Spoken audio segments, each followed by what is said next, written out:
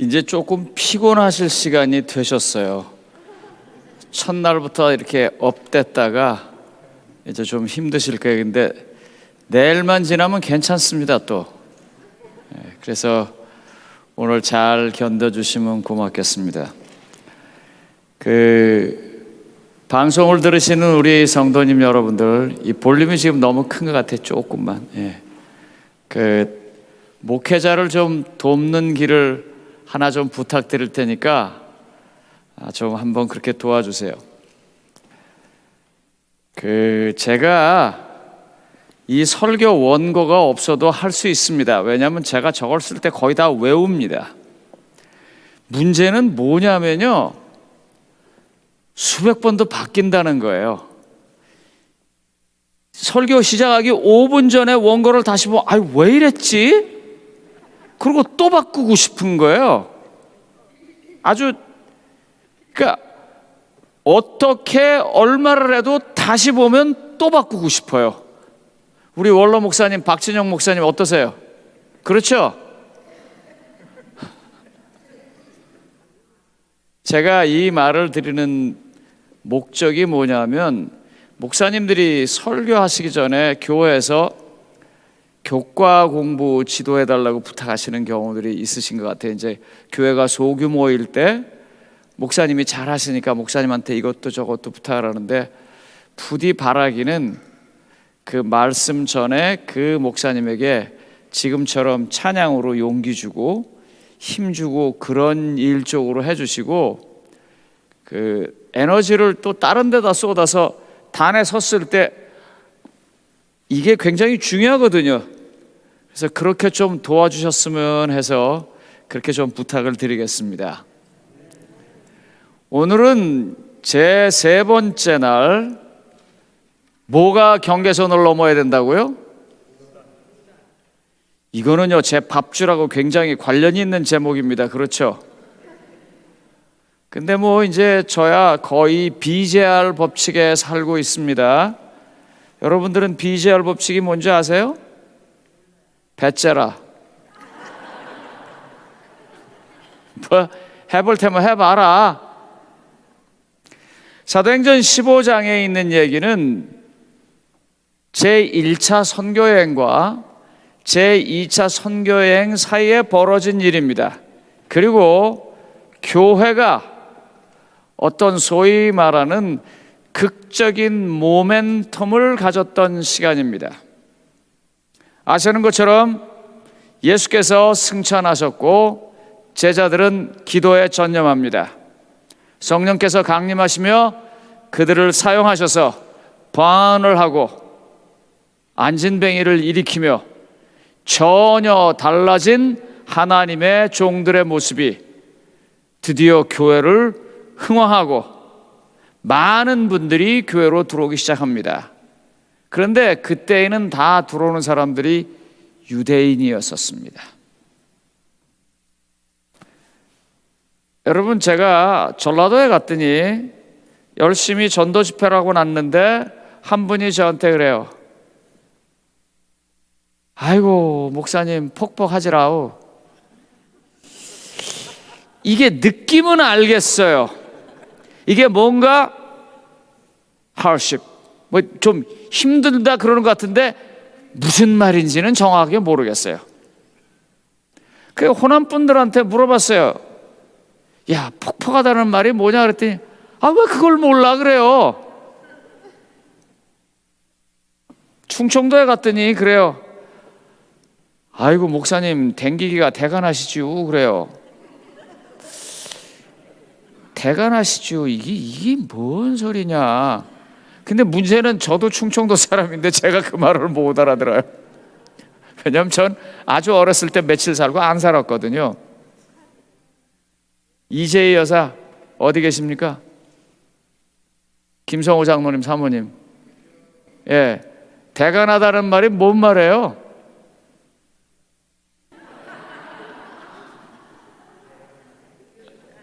대단히 힘들다 그 소리예요. 왔다 갔다 하기가 얼마나 힘드냐, 폭폭하다, 얼마나 속상하고 답답하고 힘드냐 그런 말이에요. 서울에서만 살면서 서울 사람들끼리 예배드리면 전혀 문제되지 않을 일들이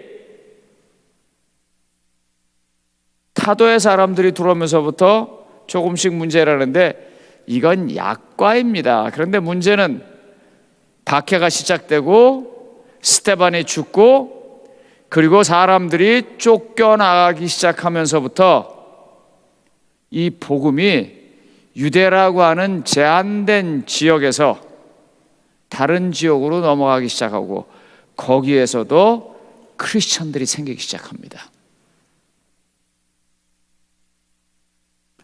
제 호남 친구가 한번 이런 얘기를 하는데 여러분들이 한번 좀 해석을 해보십시오.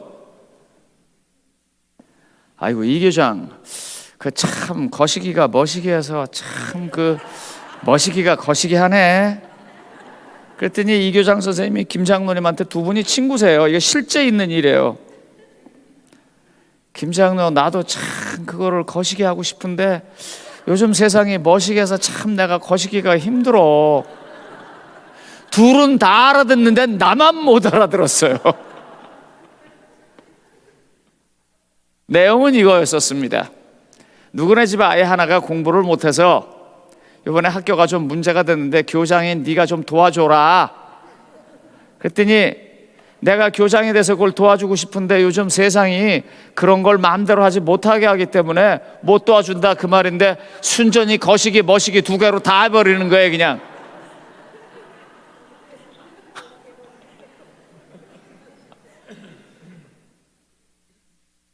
이건 그냥 웃고 넘어갈 일이지만요, 전혀 다른 문화의 사람들이 전혀 다른 사상적, 생활적, 종교적인 배경을 갖고 교회에 들어오기 시작했습니다.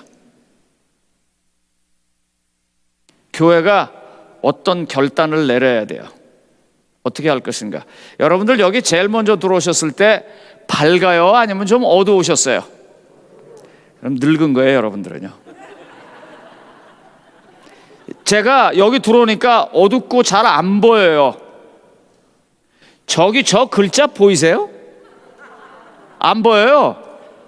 근데 제가 저분들한테 여쭤봤어요. 여기 찬양하시는 분들, 우리 부목사님들 봤더니 안 어둡대요. 괜찮대요. 그리고 오히려 편안하대요.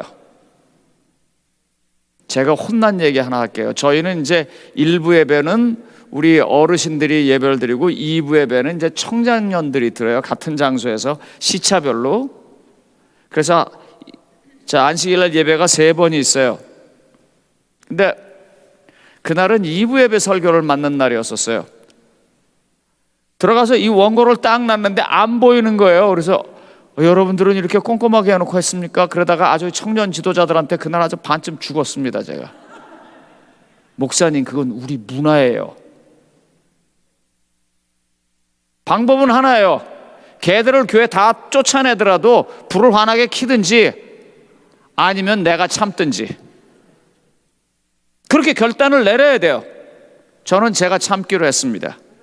그래서 우리한테는 소위 한국어권으로 말하는 청장년들이 200여 명가량 있습니다.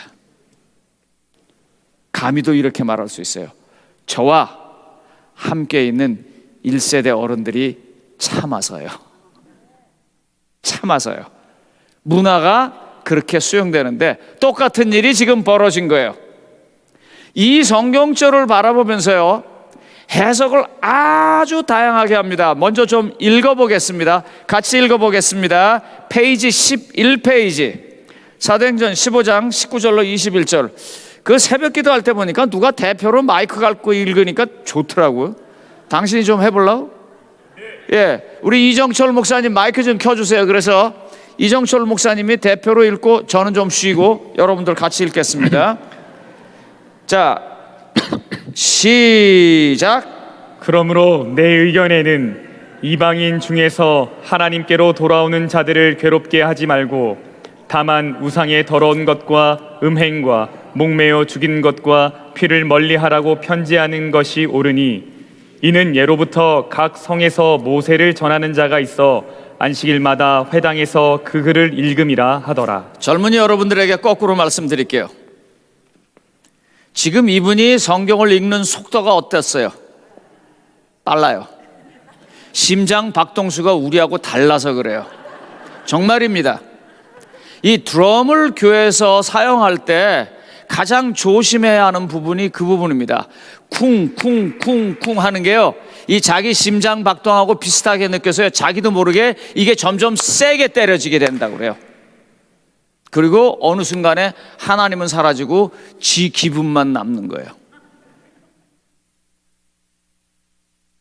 지금 읽는 속도가 젊은이들의 속도입니다.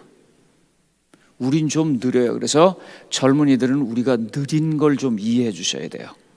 그래야 같이 갈 수 있어요. 여러분들 한번 제가 성경을 읽을 때 좀 보세요. 제가 말할 때보다 굉장히 느리게 읽습니다. 왜냐하면 저와 함께 예배드리는 사람들의 속도를 제가 기억하고 있기 때문이에요. 별거 아니지만 그런 차이들이 굉장히 많습니다. 자, 문제는 이 성경절이 그냥 아무 생각 없이 읽으면 쉽게 해석할 수 있어요. 아, 새로운 사람들이 들어오고 그 사람들에 맞춰서 뭘 하는 모양이다. 그런데 이 성경절이 실제로 교회 갔을 때는 어마어마한 문제를 일으킵니다. 첫 번째, 이건 제가 오늘 많이 할 거 아닙니다. 이건 여러분들 교회 가서 여러분 담임 목사님들하고 해결하세요. 목사님, 그럼 이제서부터 안식일 안 지켜도 돼요? 목사님, 이제 피만 멀리하면 돼지고기는 아무거나 다 먹어도 돼요? 이런 질문들이 수도 없이 나옵니다. 왠 줄 아세요? 자기 마음속에 그게 있어요. 그런데 이걸 본 거야. 익스큐스 할 만한, 근거가 될 만한 걸 본 거야. 문제는요, 이 성경절을 말하는 사람의 deep down his heart, 마음속 밑바닥에 있는 그 근원이 뭔가를 알아야 성경을 정확하게 해석할 수 있습니다. 지금 이 성경을 정할 때, 교회가 이와 같은 결정을 할 때 제일 밑바닥에 교회 지도자들의 생각은 뭐라고 생각하십니까? 이방인들에 대한 사랑입니다. 이방인과 함께 살아가야겠다고 마음먹은 것입니다. 그래서 하나가 되어야겠다는 거예요. 뭐예요? 유대인들의 경계를 넘어가고 있는 것입니다. 그런 마음으로 생각을 해야 되는데, 그런 마음을 생각하고 내 가슴 속에 내가 가지고 있는 어젠다를 가지고 여기다 적용을 시키는 거예요. 난 정말 그게 먹고 싶은데 안식일 껴들어서 그걸 못 먹는 거예요. 근데 여기 성경절에 보니까 지금서부터는 그런 거 하지 말라 그랬다고. 그렇게 적용할 수 있습니다. 그렇지만 가장 중요한 문제는 이 성경을 말하고자 하는 사람의 그 제일 밑바닥에 있는 본질과는 안 맞는다는 말입니다. 그럼 그건 쓰면 안 되는 거예요. 여러분들은 아마 이걸 미리 읽어보셨다면 살짝 여러분들이 충격을 받으셨을 수도 있습니다. 교회에서요, 한 방향으로 이렇게 일사불란하게 가는 교회는 건강한 교회가 아닙니다. 어떤 분이라고 말하면 잘 안 어울리고, 이런 경우에는 어떤 놈 하나가 끊임없이 반대하고 이상한 소리하고 헛소리하고 그래갖고 저놈의 인간만 없었으면 좋겠다 하는 그 상황, 그게 교회는 건강한 겁니다. 왜냐하면 그렇게 하면서 끊임없이 어떻게 해요?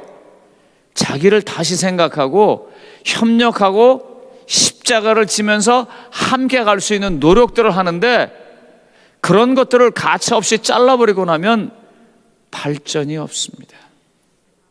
웃기는 얘기 하나 할게요. 여러분들 지금 집에 다 넷플릭스 같은 정도 하나 있을 겁니다. 그게 뭐지? 왜 여러분들 맨날 한국 방송밖에 안 보니까? 넷플릭스라는 회사는요, 본래 옛날에 블록버스터라고 하는 비디오 대여점에 있었던 두 청년이, 이게 비디오를 주고받는 시간이 곧 지나갈 겁니다. 인터넷이 자꾸 성행하면서. 그래서 우리의 모든 자료들, 영화, 연속극, 무슨 다큐멘터리 이런 것들을 다 온라인에 올려놓고 그 회사를 합시다 그러는데, 회사에서 그걸 안 받아들였어요.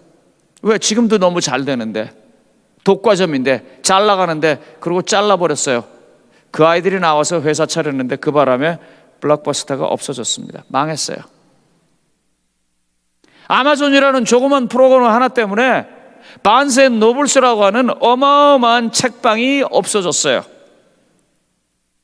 그 작은 것 하나 때문에요. 교회에서 뭔가 이 작은 것 하나의 차이를요 잘라서 없애는 건 쉽습니다. 그런데 그걸 살려서 함께 갈 때 어마어마한 에너지가 하늘로부터 내려올 수 있습니다. 이것 하나 때문에요 사방에서 교회 들어올 수 있는 준비를 교회가 하고 있는 것입니다. 여러분들 12페이지 한번 펴보세요. 12페이지요. 재림교회의 개혁의 필요성을 강조하는 교회 통계보기. 사실 이거 말고도 굉장히 많은데 제가 그냥 손쉽게 접할 수 있는 거라서 이걸 여기다 놓은 거예요. 그리고 대부분의 통계들은 다 이것과 비슷하게 나오고 있습니다. 이정철 목사님, 그대의 아름다운 목소리로 천천히 한번 좀 읽어봐 주십시오. 12페이지. 네. 저 어르신도 지금 다음 곡 뭐 할까 그 생각만 하고 있느라고 제가 어디 가는지 못 따라왔어요. 12페이지 어디를? 저 보세요. 제일 스펙트럼에 기고된 제일 위에 재림교회 거기요. 네. 스펙트럼에 기고된 샌디 스넬링 위트모어의 재림교회를 떠나는 이유는 이 조사에서 참여자는 336명이었으며 이 중 68%는 30년 이상 교회에 출석한 사람들이다. 또한 참여자 중 87%가 대졸 이상의 학력자이다. 아무 말 안 하면 계속 읽는 거예요. 교회를 떠난 이유 5.5%, 교회나 그 구성원에 대한 분노, 실망 같은 마음의 상처 8%. 그만 읽으십시오. 교회를 떠난 이유가 뭐예요? 구성원에 대한, 우리 생각에는 이것 때문에 제일 많이 떠났을 거라고 생각해요. 누구하고 싸워서 떠났대 뭐 했다 하는데 실제로 그렇게 떠나는 사람은 5.5%밖에 안 된다는 거예요. 그리고 더 이상 교회에 관심이 없어서 소위 말하는 indifference, 무관심해가지고 그냥 가는 건 몇 퍼센트요? 100명 중에 8명. 그런데 자그만치 100명에 86명이 뭐 때문에 간다고요? 이 교회가 핵심 진리라고 가지고 있는 그것 때문에 교회를 떠난다는 거예요. 조사심판, 안식일, 남은 자손, 예언의 신, 뭐 이딴 거요. 이거 심각하지 않아요? 이거 어렵지 않아요? 힘들지 않아요? 목사님들 여기에 대해서 어떻게 답하실 거예요? 물론 이 스펙트럼이라고 하는 잡지는 우리 교회의 이 극좌에 속하는 그런 쪽의 연구소의 잡지입니다. 아마 제가 이 설문지의 센텐스가 어떻게 되는지 본다면 조금 더 자세히 알 수 있겠습니다만 전 그냥 이게 결과 여기 보시는 것처럼 이학봉 목사님이 기도인 연합회 써놓은 글을 제가 발췌해서 놓은 거란 말이에요. 저는 오늘도 하나님 앞에 크게 감사한 게 제가 여러분들한테 계속 그러죠. 새벽기도 나오시라고. 새벽기도에서 우리 목사님께서 조사 심판의 진짜 의미가 뭔지 그 라합을 통해서 우리에게 말씀해 주셨어요. 이렇게 설명하라면 여러분들 쉬울 거예요. 두 가지의 극단적인 예를 들겠습니다. 어느 한 곳에 가서 전도 집회를 하는데 한 분이 저한테 왔어요. 얼굴이 사색이 됐습니다. 목사님, 나 어떻게 하면 좋아요? 여자분이에요. 왜요? 그런데 이분이 아이를 낳아가지고 젖이 이제 부는데 남편이 화이트부인이 이식만 하랬다고 애한테 2번만 젖을 주려는 거예요. 젖은 불어 터지고 애는 배고파 앙앙 울고, 그런데 화이트부인이 이식하라 그랬다고. 미친놈입니다.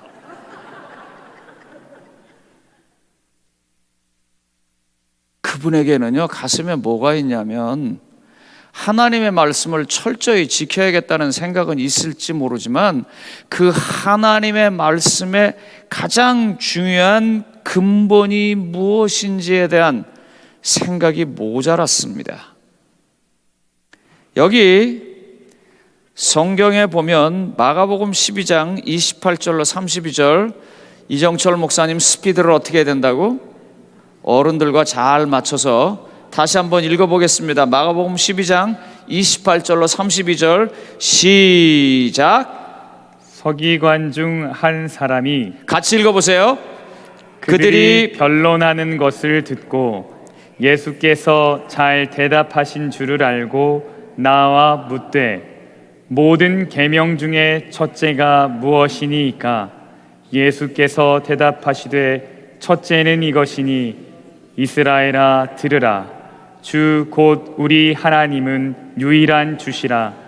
내 마음을 다하고 목숨을 다하고 뜻을 다하고 힘을 다하여 주 너희 하나님을 사랑하라 하신 것이요.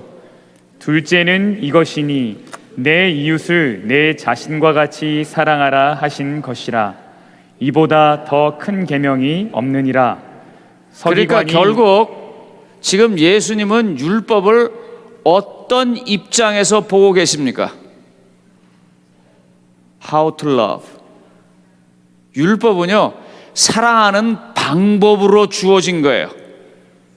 그러니까 율법은요, 어떻게 보면 방법이에요. 그리고 그 율법이 지향하는 목표점은 뭐예요? 사랑이에요. 그래서 성경에 뭐라 그래요? 믿음, 소망, 사랑, 이 세 가지는 항상 있을 것인데 그 중에 뭐가 최고라고요? 사랑이 최고라고 말하는 의미는 그런 거예요. 그리고 율법은요, 바로 그와 같은 사랑을 제대로 할 수 있도록 우리에게 주신 하나님의 불변의 명령이에요.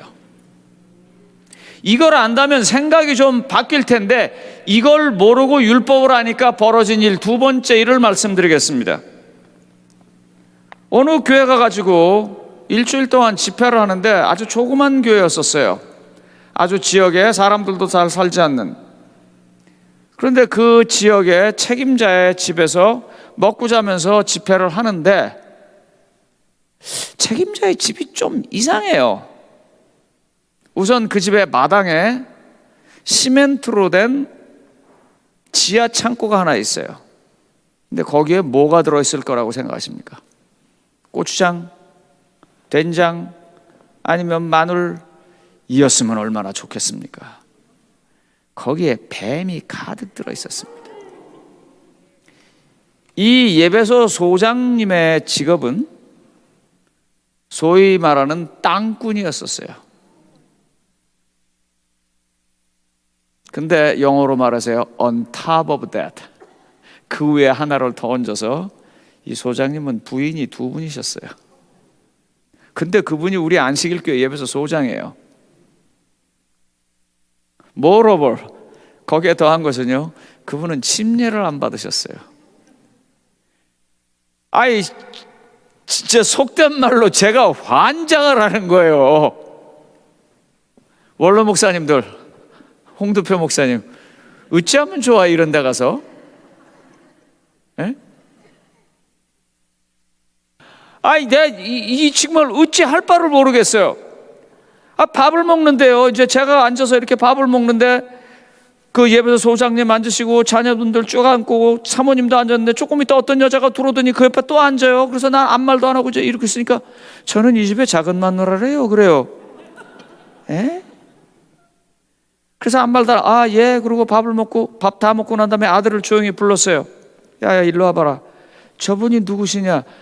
너희 작은 아버지의 부인이라는 소리냐? 아니면 너희 아버지의 두 번째 부인이라는 소리냐? 그랬더니 우리 아버지의 두 번째 부인이래요. 그래요. 아, 이거야 진짜.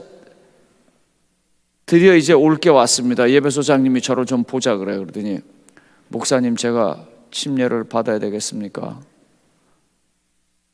저를 침례를 안 주는데 받아야 되겠습니까? 저도 비겁했어요 그때요. 제가 여기 담임 목사가 아니라서 대답을 못 하겠습니다 그랬어요. 지금은 대답할 거예요. 전 지금 침례 줄 거예요. 목사님들 난 확실하게 얘기할게요. 침례 줄 거예요. 물어봤어요. 왜 그렇게 됐는지. 이분이 예수 그리스도를 영접하기 전에 강원도에서 뱀 잡으러 다니는 사람이었습니다. 그리고 그 뱀을 잡아서 집안에 그 세멘트 창고에다 집어넣어놓고, 뱀은요 같은 뱀이라도 봄에 파는 것과 가을에 파는 것과 가격이 2배 차이가 난답니다. 그래서 거기서 기르다가 가을에 이제 서울에 가서 뱀을 직접 팔 수도 있고, 소위 생사탕이라고 하는 끓여서 파는 건 돈을 더 번대요. 그래서 생사탕 집을 차려놓고 뱀을 팔았어요. 젊은 사람이 집에서부터 떨어져 있어서 가을 겨울을 거기서 살고, 봄에 와서 농사 지으면서 뱀을 잡고, 또 다시 가을 겨울에는 서울 가서 뱀을 팔고, 이런 생활을 반복하다가 한 여자를 만나게 됩니다. 그 여자분은 자식이 없어요. 그리고 아주 오랜 세월 지나서 이분도 할아버지가 되셨고, 뭐 지금 생각해보면 그분 나이가 지금 제 나이일 거예요. 근데 제 눈은 엄청 할아버지로 보였어요. 그러니까 아마 다른 사람들도 제가 엄청 그렇게 보일 거예요. 애들하고 얘기하면 그러거든요. 나만 착각하고 살죠, 그죠?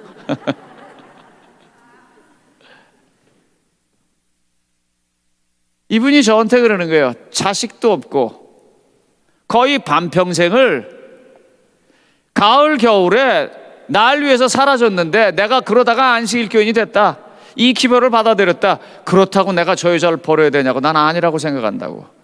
그래서 자기 옆에다 조그만 집을 하나 지어놓고 거기서 살게 해요. 밥 먹을 때 같이 먹고, 저녁에 보니까 이분이 자기 안방, 그러니까 이 하나님이 계신데 불을 지펴서 따뜻하게 해주고는 그 다음에 부지런하게 또 그 옆집에 가서 그 집에 불을 떼주고 그러고 살아요. 난 그분의 나름 인간적인 사랑을 보았습니다. 웃기는 거는요, 이 교회가 그 사람을 예배 소장을 시켜놓고 침례를 안 줬다는 거예요. 뭐예요? 왜요? 작구에 매달렸거든요. 작구에 매달리는 문제를 다시 이렇게 들어가 보겠습니다. 우리 제7회 안식일 예수재림 교회가 의사 선생님들, 간호사 선생님들, 의료 봉사자들이 토요일 날 교회 안 나오고 직장 가서 일하고 와도 교회에서 집사 장로 줍니까, 안 줍니까? 줘요. That's fine. 그러던 어느 날이었었습니다. 한 청년이 저한테 와서 막 화를 내요. 왜 이렇게 화를 내? 그랬더니, 목사님, 나 지난 안식일에 급해서 갔는데 교회에서 왜 나한테 자꾸 뭐라네요? 누가 뭐래? 그 청년은 컴퓨터, 소위 말하는 랜 시스템, 단거리 통신 시스템 기술자였었어요. 여러분 아시는 것처럼 병원에 가면 여기 의사 선생님들 계시지만 어떤 진료를 하고 난 다음에 예전에는 다 이 차트를 쓰고 그랬는데 요즘 어떻게 해요? 앞에 있는 노트북에다가 다 기록하면 그게 순식간에 엑스레이는 엑스레이실에 뭐 주치의한테 뭐 간호사한테 약국에 다 나가서 가면 약국에서 약 타오잖아요.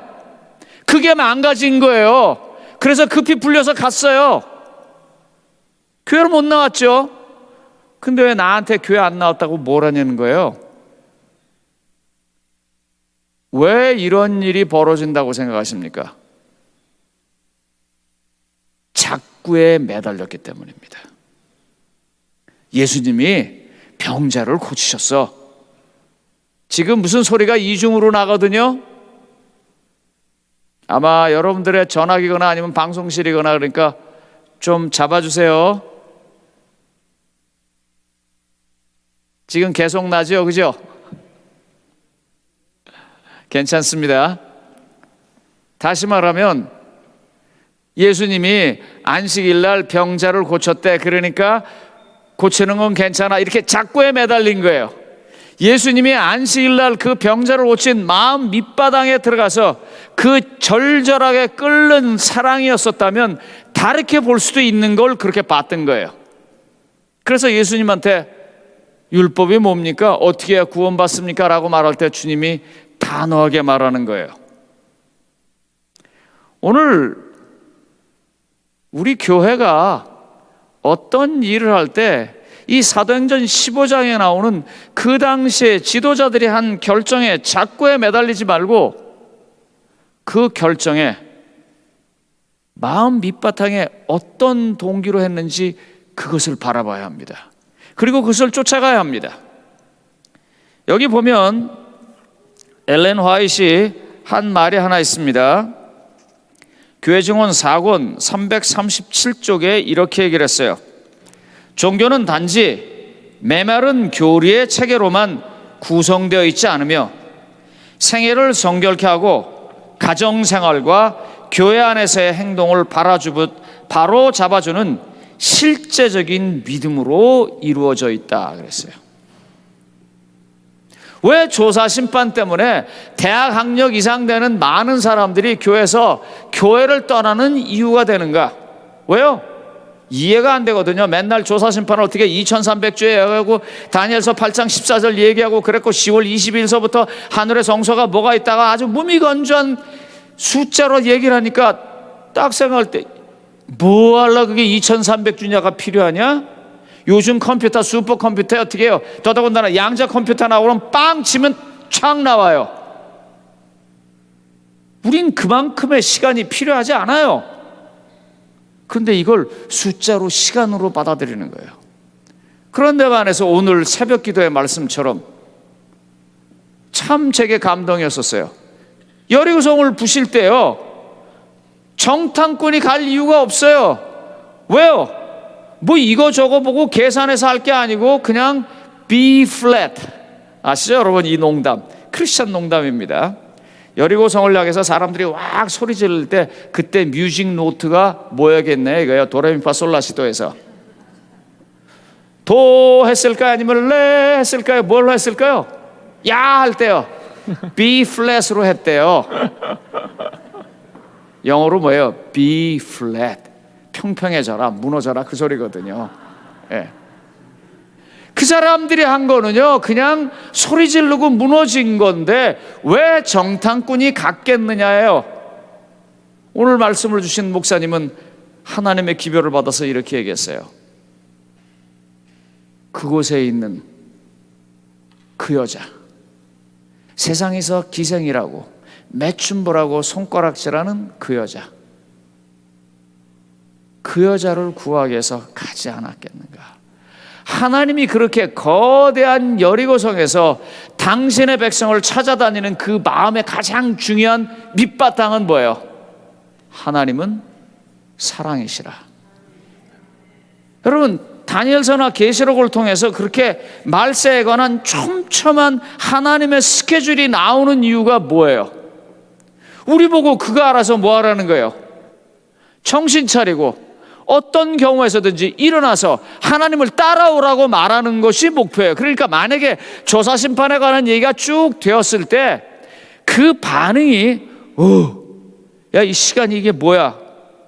이거 맞아? 틀려? 계산이 맞아? 틀려? 아니면 어째? 이러면 그건 뭔가 잘못된 거예요.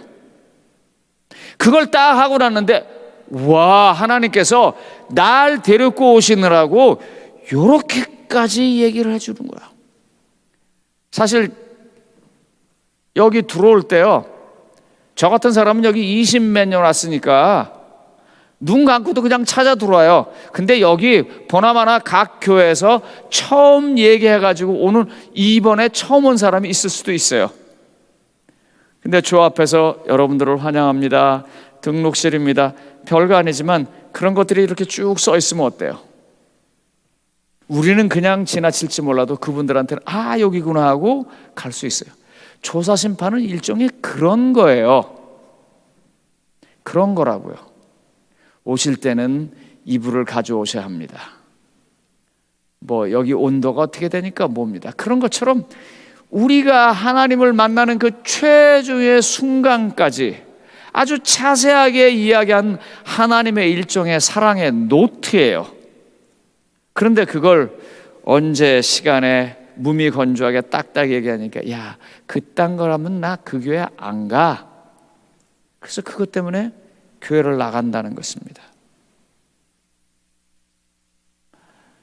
저희 교회의 가장 강점이기도 하고 저희 교회 가장 정체성이기도 하면서 저희 교회가 그것 때문에 가장 발전이 더딘 것 중에 하나가 안식일입니다.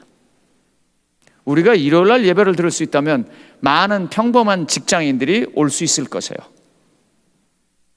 그런데 이 안식일 때문에 오늘날 우리 같은 사람들이 또 이렇게 존재하는 우리의 가장 중요한 부분입니다. 그런데 왜 이것 때문에 사람들이 이 교회를 떠나냐는 말이에요. 이렇게 접근을 해봅시다. 제가 지금 이야기하는 것들은 거의 어플리케이션입니다. 실전입니다. 교회에 안식일을 지키면서 전도해 보니까 두 종류의 사람이 교회를 오더라고요. 누가 오냐면 일주일 내내 할 일 없어서 노는 사람, 그런 사람이 올 수 있고요. 일주일 내내 남 시키고 놀아도 먹고 살 수 있는 큰 부자들이 교회에 올 수 있더라고요. 그런데 문제는 사람이 너무 한쪽은 많고 한쪽은 너무 없다는 거예요. 그러니까 교회가 전반적으로 힘이 없고 연약한 사람들에서 구성될 수밖에 없어요.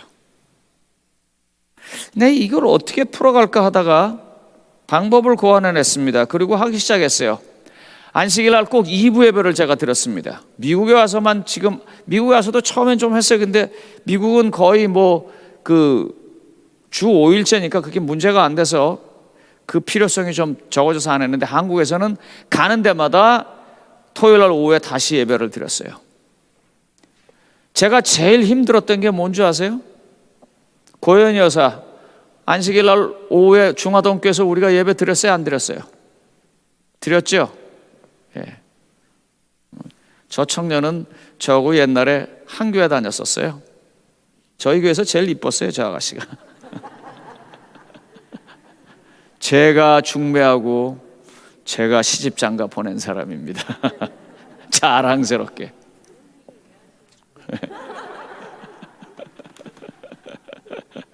자, 문제는 안식일 날 오후에 예배를 드리는데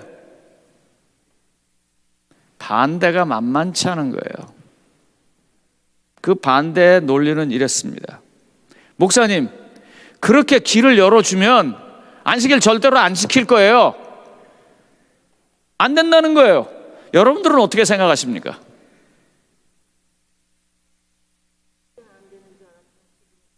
네. 저는 그때 마음이 이랬어요. 와서 들어야 뭘 알 거 아니에요. 예? 옳고 그런 거, 뭘 해야 하는 거를 와서 들어야 알 거 아니에요. 들을 기회조차도 주지 않는 건 그건 내 책임이에요. 듣고 난 다음에 뭔가 결정하는 건 그분의 책임일지 모르지만 그분에게 듣게 하는 건 내 책임이고 내 잡이에요. 그래서 제가 그렇게 시작했어요. 반대하고 욕 많이 먹었지만 그냥 끝까지 했어요. 가는 데마다 그렇게 했어요. 왜요? 난 그걸 해야 될 것 같아요. 저 사람을 살리려면 듣게 해야 되는데 들을 방법이 그거밖에 없으니까 난 답답한 거예요. 그래서 했어요. 그리고 지금도 성경을 보면 볼수록 잘했다는 생각이 들어요. 여러분, 사도행전을 읽다 보면 이제 서서히 나오기 시작합니다만 사도행전 10장까지의 가장 중요한 인물은 베드로였었습니다. 그런데 10장에서 이제 고넬료 사건이 지나고 난 다음에 베드로의 얘기는 거의 나오지 않냐고 누가 나오냐면 바나바가 나오기 시작해요. 그러다가 바나바와 바울 하던 얘기가 갑자기 바울과 바나바로 바뀌고 조금 지나가는 데면 바울과 실라로 바뀌면서 바울만 나오기 시작합니다. 왜 그런다고 생각하십니까? 여러분, 성경에서 사복음서에서 예수님께서 as his manner was, 규례대로, 그가 늘 해오던 대로 안식일에 들어갔다라고 말하면서 이야기하는데, 그가 규례대로 갔던 안식일은 최소한 그가 34년을 살았다고 생각하면 굉장히 많이 갔을 건데, 그 언급 가운데 한 번을 빼놓고는 다 안식일에 병 고친 것만 성경이 바라보고 있습니다. 그러면 성경, 다시 말하면 성령으로 선택된 그 말씀의 가장 중요한 포인트가 뭐예요? 그분이 안식일날 교회 갔다에 강조한 게 아니고 그분의 안식일날 교회 가서 뭔가 했다에 강조점이 있는 것이에요. 그리고 했다는 건 뭐냐면 38년 된 중풍병자를 끓어오르는 사랑으로 회복시키는 거예요.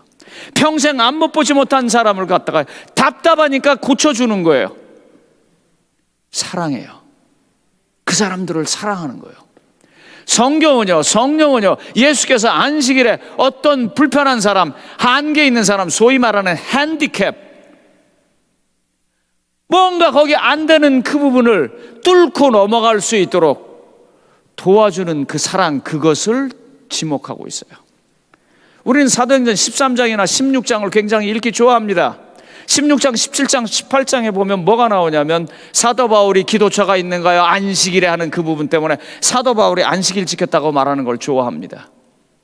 그러나 성도님 여러분, 그 장에서 강조하는 것은 사도 바울이 안식일 지켰다는 것도 되지만 더 중요한 게 뭐냐면 그 기도처에서 만난 루디아라는 여자, 그리고 그것 때문에 일어나는 간수의 회개, 다시 말하면 성령의 역사를 통해서 죄 중에 죽어가는 사람이 하나님의 사랑에 들어와서 구원받는 그 과정을 성경은 입증하고 있는 것이고 집중하고 있는 것입니다. 그게 사도 바울이 말하는 안식이래요. 그렇다면 우리가 어떻게 안식일을 이야기해야 할까요? 여기 교회 증언에 있는 말씀처럼 교리의 체계로 그것을 이야기하는 동안은요 85%가 이 교회를 떠날 수밖에 없습니다. 그러나 이것이 사랑으로 바뀌어서 나온다면, 한 교회 갔습니다. 그날 제가 그 교회에서 설교를 해야 돼서 갔어요. 저희 교회가 아니에요. 그런데 그 교회 그날 침례를 받은 사람이 간증하는 장면이 나왔습니다. 안식학교 시간에 그분이 간증을 하는데, 제가 여러 번 느낍니다만 간증하는 사람들의, 목사님들 한번 제 이야기가 여러분들 경험에서도 같은가 다른가 한번 좀 보세요. 그때 어느 목사님이 설교해 줘가지고 그 설교를 듣고 내가 드디어 결심하고 예수를 믿게 됐습니다를 난 별로 듣지 못했어요. 그런데 이런 걸 굉장히 많이 들어요. 그날도 마찬가지예요. 리버사이드 교회에서 있었던 일입니다. 그러니까 김우영 목사님 어디 바빠서 뭐 있겠지만 이거 자랑스럽게 생각하셔도 돼요. 리버사이드 교회 한 여청년이 침례를 받고 그 다음 안식일에 이제 간증하는 걸 제가 들은 거예요. 이 여청년이 한국에서 라세라 대학으로 유학을 왔는데 한식이 그렇게 먹고 싶더래요. 김치도 먹고 싶고 밥도 먹고 싶고 된장찌개도 먹고 싶고. 그런데 뭐 모르고 이제 유학을 왔으니 공부를 하는데 어떤 학생이 말하냐, 야 저기 여기서 얼마 안 되는데 거기 가면 한인교회가 있는데 거기 밥 준대. 그래갖고 이제 이 여자애가 그 밥 준대 그 말에 교회를 간 거예요. 교회를 갔는데 어떤 한복을 입은 꼭 자기 엄마 또래 정도 나이 되시는 분이 이렇게 나오더니 아이고 학생 잘 왔어 그러면서 손을 잡아주는데 눈물이 핑 돌더래요. 그러면서 와가지고 처음 왔다 그러니까 넌 항상 내 옆에 앉아, 내 옆에. 그래갖고 앉아있을 때도 손을 이렇게 꼭 잡고 있는데 이제 밥 먹으러 간다는데 이제 뭐 그날 설교 그런 거 안 들어오죠. 여러분 예은혜 씨네 뭐라고 말하고 그러면 그 들리는 줄 아세요? 하나도 안 들려요. 하박국 그러면 이상한 생각만 난다고요. 밥 먹는 시간이 왔어요. 가자고 손을 붙잡고 와서 마음으로 확 달려가고 싶었지만 쭈삣쭈삣하고 따라가서 밥을 먹고 그게 시작이 돼서 그 다음날 안식일이 기다려진다는 거예요. 그 누구지도 모르는 집사님이 자기 손 잡아줄 거 같이 밥 먹을 거 그 또 오고 또 오고 그러다가 침례받게 됐다 그래요. 사람을 바꾸는 것은요 사랑입니다. 메마른 교리나 그것이 아무리 올라도 그 딱딱한 율법이 아니에요. 그래서 지금 하나님의 교회가 위대한 결단을 내립니다. 이방인들을 받을 때 저 사람들에게 우리가 그림자로 알고 있었던 제사 제도를 통해서 보여준 예수 그리스도, 성전의 휘장이 위에서부터 아래서까지 다 찢어졌으니까 더 이상 거기에 대해서 이야기하지 말자. 할례에 대해서 이야기할 필요가 없고, 너무나 감사한 것은 여러분들 이제 제 노트를 쭉 보시면 알지만 그것을 통해서 그들이 과거에 충분히 이해했을 것이라고 생각했던 하나님의 제사 제도를 제대로 이해하지 못한 것들을 더 밝히 완전하게 이해했다 그랬어요. 저도 마찬가지입니다. 이와 같이 설교 준비하고 성경 공부 준비하고 그러면서 저도 더 많이 깨닫고 있습니다. 여러분, 이 대목을 읽을 때는요 상당히 신이 납니다. 이렇게 하고 싶어요. 13페이지에 요한복음 7장 45절로 46절 한번 보세요. 요한복음 7장 45절로 46절 같이 읽어보겠습니다. 대표로 누가 한다고요? 저분이 빠졌어요. 예, 자 시작. 아랫 사람들이 대제사장들과 바리사인들에게로 오니 그들이 묻되 어찌하여 잡아오지 아니하였느냐. 아랫 사람들이 대답하되 그 사람이 말하는 것처럼 말하는 사람은 이때까지 없었나이다 하니. 여러분들 혹시요 그 요한복음 7장 전을 읽어보시면 예수님이 무슨 말 했는지 나오는데요 진짜 기가 막힌 얘기를 한 겁니다. 우리 이정철 목사님은 이제 제가 개인적으로 친분이 있어요. 그리고 이제 뭐 나이가 예를 들면 저희 아들보다 어려요. 그런데 이정철 목사님이 제가 앉아있는데 저한테 와서 이렇게 말했어요. 목사님, 저를 믿으세요.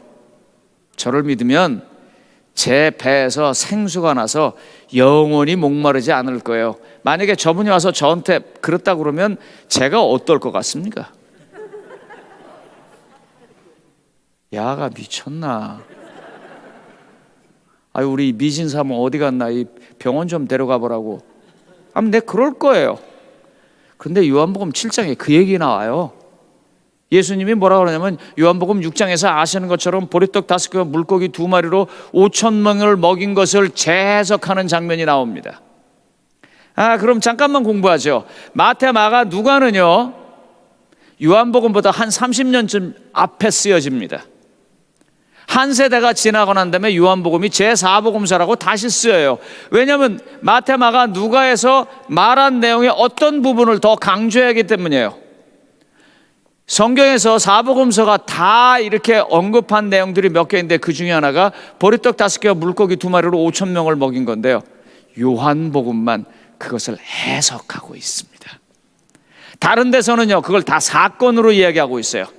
예수님이 보리떡 5개와 물고기 2마리로 5,000명을 먹였다, 줄에 앉히고 축사하시고 나눠주고 그런 얘기가 나오는데 요한복음 6장에서만 그것을 해석합니다. 그 의미가 뭐냐면 바로 거기에 나오는 그 보리떡은 나다.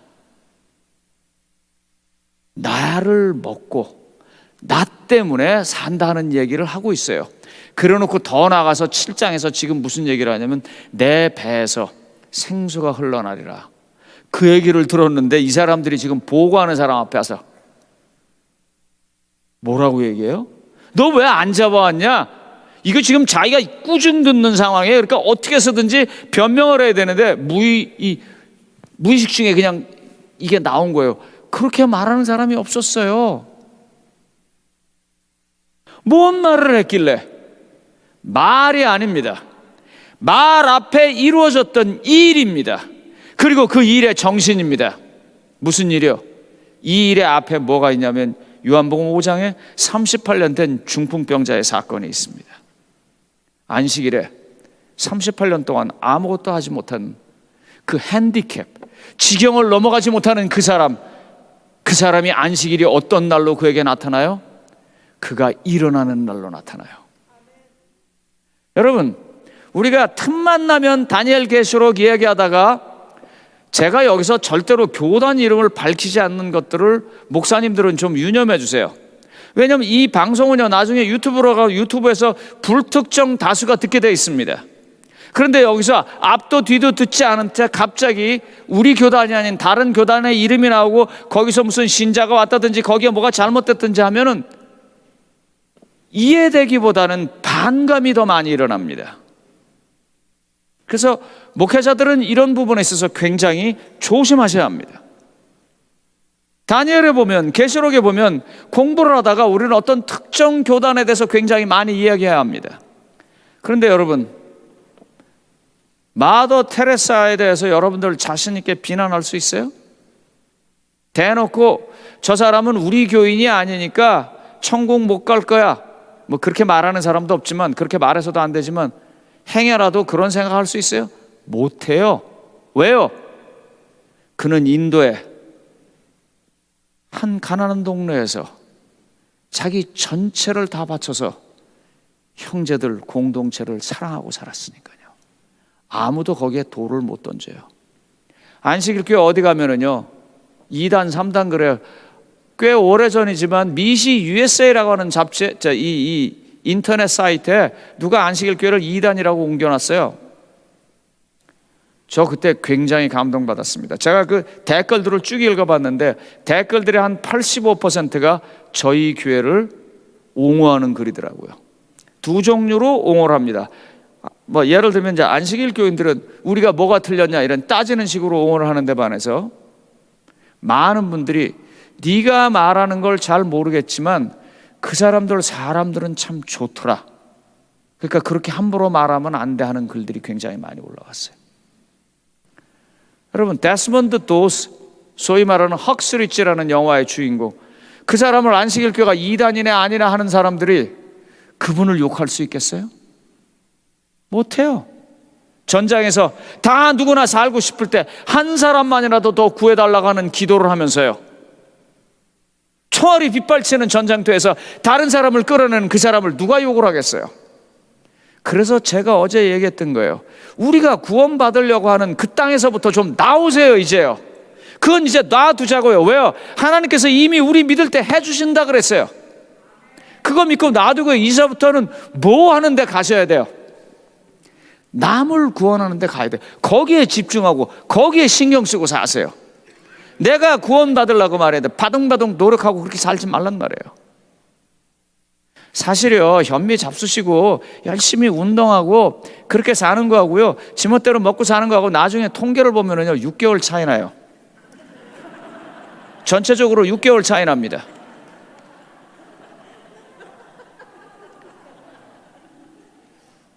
별 차이 없어요.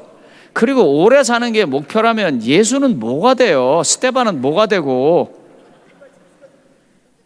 그 건강 기별마저도 내가 오래 살고 내가 건강하려고 하는 게, 사실 어저께 우리 세크라멘토 교인인가요? 윤성자 집사님 위에서 얼마나 절절해요.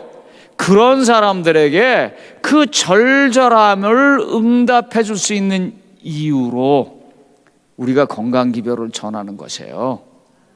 그게 건강 기별의 포인트일 때요, 사람들은요 그것 때문에 떠나지 않아요. 그런데 정말 치사하게 그냥 졸렬하게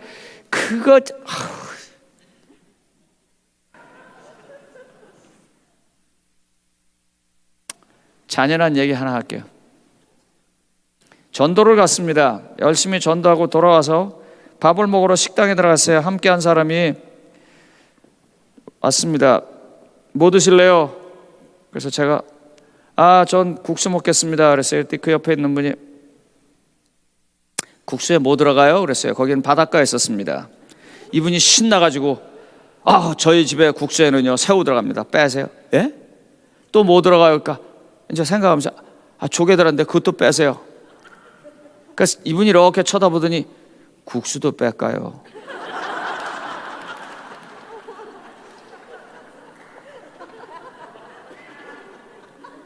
포인트가 뭐예요? 내가 그런 거 안 먹고 내가 말씀에 철저하게 좀 살아봐야겠다는 좋은 의도예요. 근데 주님은 뭘 원하시냐면요, 너 혼자 사는 세상 아니니까 상대방의 입장 배려하고 상대방과 함께 살아가고 그 사람을 언젠가는 예수 그리스도 앞으로 인도할 수 있도록 내 마음과 자세를 갖추라고 하는 거예요. 여러분들이 그런 거 좋아하시니까 제가 그런 얘기 하나 할게요. 하나님께서 제게 일으키신 기적 하나를 말씀드리겠습니다. 어느 집에 방문을 갔는데요, 그 집에 8명이 갔어요. 그 집 주인이 아유 교회에서 오셨다고 그러면서 이제 그분은 우리가 전도해서 교회 나오게 하실 분이에요. 이게 뭐 하와이에서 온 건데 사실 제 입에는요 커피는 그저 다 쓸 뿐이에요. 난 진짜 그 맛을 몰라요. 아직도요. 8잔을 쫙 내놨습니다. 아무도 마시지 않았어요. 아주 오래전 얘기입니다. 그분이 잠깐 어디 나가서 뭐 일을 볼 때 8잔을 제가 다 마셨어요.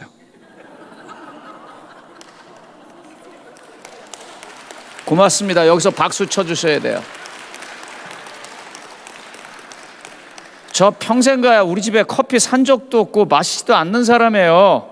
그런데 나한테 소중했던 건 뭐냐면 그 사람이었었어요. 주님의 마음입니다. 우리의 기별들이 이 사도행전 15장에 나오는 것처럼 그 당시의 지도자들이 말입니다. 이방인들을 위해서 우리가 이와 같이 결정해야겠다라고 하는 결정처럼 했을 때 이 교회는 지경을 넘어가는 것입니다. 예수님이요 다 명절에는 하지 말자고 그러는데 굳게 결심하고 명절에 가서 죽어요. 그 마음이 뭘까요?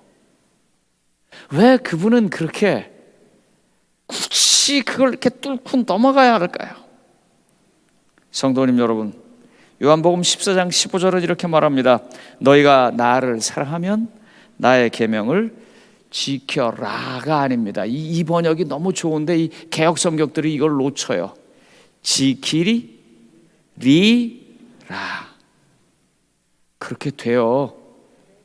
사랑하는 사람이 있으면요 보지 말라고 그래도 자꾸 쳐다보게 되고요. 예? 사랑하는 사람이 있으면요 그 사람이 뭐라고 말하면 그 말 자꾸 듣게 되고요. 사랑하는 사람이 있으면요 오라고 말 안 해도요 틈만 나면 갈라고 그러고요. 그렇게 되는 거예요. 성도님 여러분,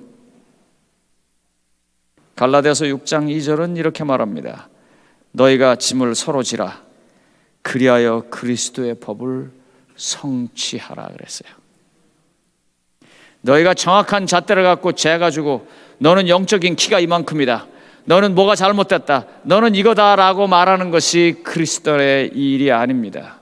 오히려 갈라디아서는 너희가 짐을 서로 지면서 그리하여 그리스도의 법을 이루라고 말하고요. 요한일서 4장 7절로 9절에 보면은요 사랑하는 자들아 우리가 서로 사랑하자라고 말해요.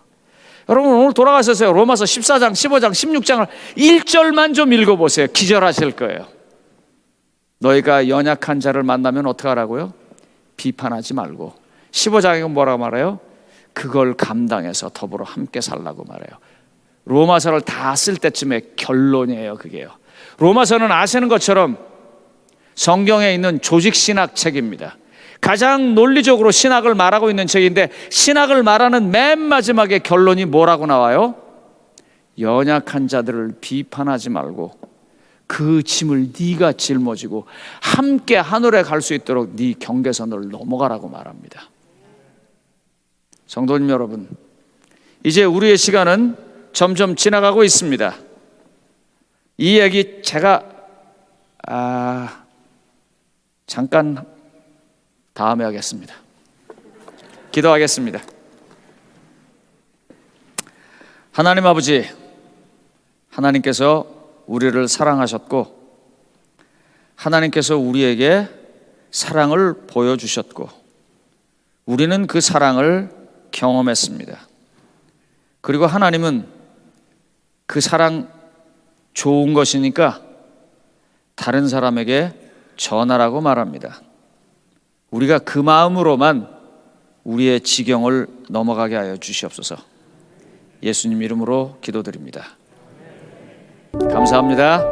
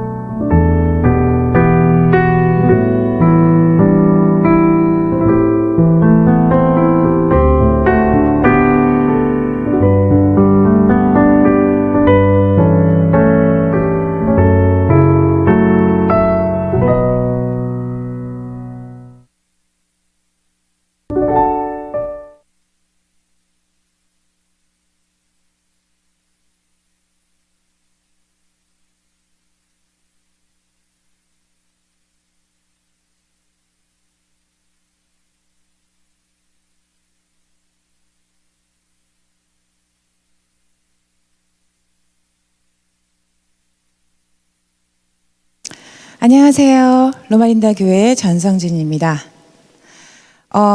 제가 지금 앞에 나온 이유는 김동혁, 김아림 부부 선교사 두 분을 소개하려고 나왔습니다. 제가 이렇게 보니까 특히 김동혁 선교사님은 하나님께서 율동의 탤런트를 주시지 않으신 것 같아요. 웃으셔야 되는데 여기서. 아니 제가 옆에서 지켜봤어요. 굉장히 소년 같으시면서 하지만 몸치시면서 그러신 분이 또 되게 수줍어하시는 것 같았어요. 그런 분이 제가 양력을 좀 선교사님의 그 활동을 좀 읽어드릴게요. 2000년에는 선교사님께서 김동혁 선교사님께서 1000명 선교사로 인도네시아의 이리안자 지역에서 1년 동안 선교 활동을 하셨고 2003년부터 2005년까지는 사모님이신 김아림 선교사님과 함께 필리핀 민나오 부킷 논 지역에서 선교 활동을 하셨습니다. 그 다음에 2005년 8월부터는 대륙 선교회를 통해 장기 선교사로 중국 연태 지역에서 대학 선교 활동을 하셨습니다. 2009년 8월부터는 지금까지 현재까지 계신 캄보디아에서 캄보디아에 파송되셔서 지금까지 갈렙 선교센터 내에 따게오 36학교 교장으로 활동하고 계십니다. 여러분께서 저희가 선교사님들의 하나님과 함께 동행하시면서 이루신 많은 아름다운 업적들에 초점을 맞추시지 마시고 이분 두 분 선교사님께서 그 지역에 가셔서 하나하나 정성스럽게 혼신을 다해서 써내려 가시는 사랑의 예수님과의 함께해서 친밀한 관계에서 나오는 그 주민들과의 사랑의 스토리, 러브 스토리에 더 초점을 맞추셔서 우리 앞에 보이는 것보다는 보이지 않는 그 내면의 사랑의 풍부함을 더 함께 느껴보시는 이 시간 됐으면 감사하겠습니다.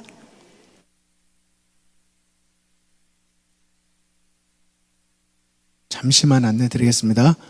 혹시 아리조나에서 온 그 차주 중에 그 시에나 차량, 미니밴 차량을 가지고 계신 분 계시면 지금 시동이 켜져 있다고 합니다. 아리조나 차량, 아리조나에서 오신 분이 계시면 지금 저 뒤편으로 오셔서 저를 만나 주시면 감사하겠습니다.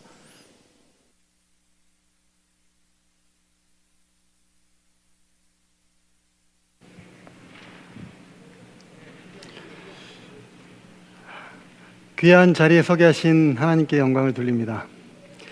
제 아내가 이 자리에 선다니까 걱정을 많이 해요. 왜 그러냐면 제가 말이 어눌하다고 저보고 그런 이야기를 해요. 저는 이제 그것을 이렇게 표현합니다. 제가 핑계 삼아 외국에 오래 살다 보니까 제가 한국말로 설교를 할 기회는 1년에 한 번에서 두 번입니다. 평소에 한국말을 많이 쓰지 않기 때문에. 그런데 사실 저는 말을 잘 못합니다. 근데 오늘 아침에 하나님께서 모세가 변명하는 그 이야기를 저에게 다시 들려주셨어요. 저는 원래 말을 잘 못하는 사람입니다. 입이 뻣뻣하고 둔한데 하나님께서 뭐라고 말씀하십니까? 네. 내 입과 함께하여 내가 너에게 말할 것을 가르치리라. 저는 제가 이 순서를 준비하면서 사실 이 순서 준비보다 제 마음이 뜨거워지는 경험을 많이 했습니다. 아내가 저보고 그러더라고요. 제가 표현을 못하니까 내 마음이 어떤 거 같냐니까 바로 저한테 정확하게 표현해요. 설레임이래요. 설레임. 목사님 설교를 들으면서 저는 이게 가슴 한켠이 아쉬움이 막 밀려와요. 제가 여기 산책을 하면서 왜 그러냐면 캄보디아에 있는 학생들, 특별히 선교사 훈련을 참여하는 아이들에게 이런 이야기들을 그 아이들이 듣게 되면은 그들이 하나님을 정말 더 깊이 알고 또 선교사 결심하는데 큰 도움이 될 것 같다라는 그런 생각을 했어요. 근데 제가 또 감사한 거는 여기 와 보니까 신앙생활을 정말 오래 하신 분들 계세요. 여기에 40년 동안 참석하셨다고 말씀하시는 장로님도 뵙고요. 이런 분들이 그 후대에게 신앙을 남겨줬기 때문에, 그리고 또 이런 신앙을 가르쳤던 삼육학교가 있었기 때문에 제가 이 자리에 선교사로 설 수 있다는 것을 하나님께 감사드립니다. 제가 몇 년 전에 양화진에 있는 선교 묘원에 갔다 온 적이 있습니다. 근데 제가 그 길을 걷는데 특별히 제 눈에 들어오는 한 문구가 있었습니다. 만약 내게 1000개의 생명이 있다면 그 1000번의 생명 모두 조선에 바치겠다. 사실 이분이 오래 사신 분이 아니에요. 저는 이분이 어떤 마음으로 이 이야기를 했는지 처음에는 의아해하기도 하고 저 갑자기 고개가 숙여졌어요. 물론 거기에 가보면은 한국의 유수한 대학과 병원을 세우고 역사의 한 획을 그으신 분들이 많아요. 그런데 저는 그분들의 사역의 크기를 보기보다 그 마음의 깊이를 보기를 원했습니다. 고개가 숙여졌어요. 전쟁을 거친 세대가 아니기 때문에 그냥 역사책에서만 봤어요. 근데 제가 선교사 하면서 내전에 있었던 지역에도 잠시 있었고, 전쟁의 고통을 느끼는 사람들을 봤기 때문에 그런 가운데 다른 나라에서 온 사람이 그 사람들을 위해서 희생하고 자기의 생명을 버리거나 혹은 자기의 가족들의 생명이 떠나가는데도 그 나라 사람들을 위해서 살고 그 나라 사람들에게 생명을 다할 수 있었던 그 마음이 무엇일까? 근데 보니까 예수님 때문이더라고요. 저는 오늘 그 예수님을 닮아가고 싶었던 한 사람의 이야기를 드리려고 합니다. 제가 2005년 대륙선교회라는 단체를 찾아서 선교사로 지원했습니다. 저는 그 당시에 제게 있는 직분은 선교사 하나였습니다. 집사도 아니었고요. 물론 장로도 목사도 아니었습니다. 그런데 이전에 하나님께서 선교지에서 많은 것들을 보여주셨기 때문에 장기로 내가 어딘가 헌신할 곳을 찾고 있었고 이 단체가 저를 받아줬습니다. 그래서 제가 필리핀에서 선교사다 어렵게 가진 아이를 한국에서 출산하고 40일 된 아이를 데리고 중국에 들어갔습니다. 그 당시 저에게 언어를 배울 수 있는 기회가 없었어요. 근데 얼마 지나지 않아서 뭔가를 하고 싶은데 저에게 한 현지 장로님이 부탁을 하는 것입니다. 선교사로 오셨죠? 한국 사람이죠? 한국 요리할 줄 알아요? 예, 모르겠습니다. 해보겠습니다. 그랬더니 선교 식당이 있는데 너무 어렵대요. 한 달에 30만 원씩 세를 내야 되는데 올해 세를 못 낼 것 같다는 거예요. 그래서 제가 아내와 함께 선교사는 시키는 일을 하는 게 선교사입니다. 그래서 감사합니다. 그래서 제가 식당의 책임자를 맡았어요. 할 줄 아는 게 없어요. 선교하면서 배운 것은 기도하는 거예요. 아침에 일찍 나가서 직원들을 깨워서 아침 기도를 하고 예배를 드리고 조깅을 하고 하루를 시작했습니다. 일이 마치면 제가 하는 일은 설거지 그리고 청소하고 돌아오고, 그 식당에서 팔았던 음식들이요 제가 기억하기로는 음식 하나에 300원에서 500원 파는 그 음식이 전체 메뉴의 50%였어요. 근데 그 식당을 1년 동안 지내는 동안 손님들이 점점 늘어났습니다. 사람들이 이 식당의 주인이 누굽니까? 라고 물어봤어요. 아내가 그 대답을 글로 적었습니다. 이 식당의 주인은 하나님이십니다. 1년이 정확하게 지났습니다. 한 해 동안 얼마의 식당의 매출이 나왔을까? 물론 그 세도 다 냈어요. 1억이 팔렸습니다. 사실 저는 여러분들 1억을 기억하지 마세요. 저에게 하나님께서 이 1억을 보여주신 이유는 선교사에게는 경제의 관념을 넘어서라는, 지경을 넘어서라는 첫 번째 사인이었어요. 그리고 나서 하나님께서 그 자리를 저에게 바로 빼셨어요. 뭐 서운하고 속상한 것은 딱 하루였습니다. 하나님께서 뜻이 있으시겠지. 그런데 정확하게 일주일 후에 제가 그토록 소원하던 중국인들에게 선교할 수 있는 기회가 열렸어요. 저와 함께 일하는 동역자가 한 청년을 소개를 했습니다. 이 친구가 한국어를 배우고 싶은데 당신 한국말 가르치면서 좀 성경을 가르쳐봐. 첫날은 제가 한글을 가르쳤어요. 그리고 그 다음 주에 제가 약속을 했습니다. 내가 다음 주에는 한글 말고 다른 걸 너한테 좀 가르치고 싶은데 괜찮겠어? 그때 괜찮대요. 일주일 동안 정말 열심히 준비했습니다. 아마 8시간 이상은 제가 준비를 한 것 같아요. 사전을 찾고, 제가 언어를 제대로 배우지 않았기 때문에 이렇게 한글로 썼습니다. 한글로 써서. 그리고 일주일 만에 이 청년을 만났습니다. 그래서 제가 소개를 하기 시작했습니다. 보통은 我跟你介绍耶稣基督 이렇게 이야기를 해야 돼요. 내가 예수님을 소개하겠다. 그런데 이제 언어를 처음 쓰기 때문에 我跟你介绍一下 예수, 지도 이렇게 한마디 한마디를 하면서 정말 혼신을 다해서 성경을 가르쳤어요. 온몸에 땀이 쭉 흐르는데 이 청년이 너무 열심히 들어요. 그리고 제가 성경공을 마쳤습니다. 저를 계속 쳐다봐요. 왜 그러지? 시계를 봤습니다. 5분이 흘렀습니다. 제가 그렇게 오래 준비했는데 하나님께서 저에게 딱 5분을 허락하셨어요. 알게 됐습니다. 내가 준비가 부족하구나. 3개월이 지났습니다. 이 청년이 저와 성경을 공부하기 시작하고요. 또 다른 청년을 데리고 오고 또 다른 청년하고 20명의 이 무신론 청년들을 데려왔습니다. 그리고 제가 3개월이 지났을 때는요. 아침에 한 학생과 성경 공부를 시작하면은 사실 화장실을 가지 않고 점심 식사가 지나서 배가 고픈 허기를 느꼈을 때 공부를 마치고 다시 밥을 먹고 공부를 시작하면은 해가 질 때 내가 이 학생을 기숙사에 보내야 되는구나라는 것을 깨닫고 그 학생을 보냈어요. 그렇게 8명이 하나님께 드려졌습니다. 하나님께서 언어의 지경을 넘게 하셨습니다. 근데 참 신기한 게요. 사람들이 이런 경험을 하면 뭐 어때요? 내가 뭘 잘하는 것 같아요. 정말 그 당시에 인터넷이나 휴대폰이 없는 중국 청년들은 정말 열심히 들었어요. 제가 그 학생들에게 너무 감사한 게 그 학생들 때문에 제가 성경을 깊게 보기 시작했고 예언의 신을 깊게 연구하기 시작했습니다. 그들은 저의 은인이에요. 그렇게 2년을 지내다 보니까 제가 그들의 대사부, 중국에서는 따실부, 그러니까 아버지가 됐어요. 근데 제가 그때 나이가 30대 초반이었습니다. 저는 제가 아버지가 된 줄 알았어요. 왜냐하면 저를 너무 존경하고 따르니까. 근데 문득 저에게 그런 생각이 들었어요. 예수님께서 30대 초반에 말씀을 가르치시긴 했지만 그보다 오랜 걸음을 걸고 한 사람을 만나기 위해 돌아다니시고 방문 다니고 기도하고, 근데 내가 지금 이 나라에서 고작 3년 동안 한 100여 명의 청년들을 만나고 한 해에 몇 명의 침례자를 내는데, 하나님, 제가 목숨 걸고 이 땅에 오긴 했지만 하나님, 제가 이 땅에 계속 선교를 해야 되겠습니까? 이 10억이 넘는 사람들에게 제가 할 수 있겠는 뭐겠습니까? 하나님, 그동안 저를 이렇게 훈련시키셨으면은 뭐를 해달라고요? 저와 같은 선교사를 만들 수 있는 훈련원을 세울 수 있도록 하나님께 기도를 드렸습니다. 그리고 제 기도를 저를 후원하시던 그 리더 목사님께 말씀을 드렸어요.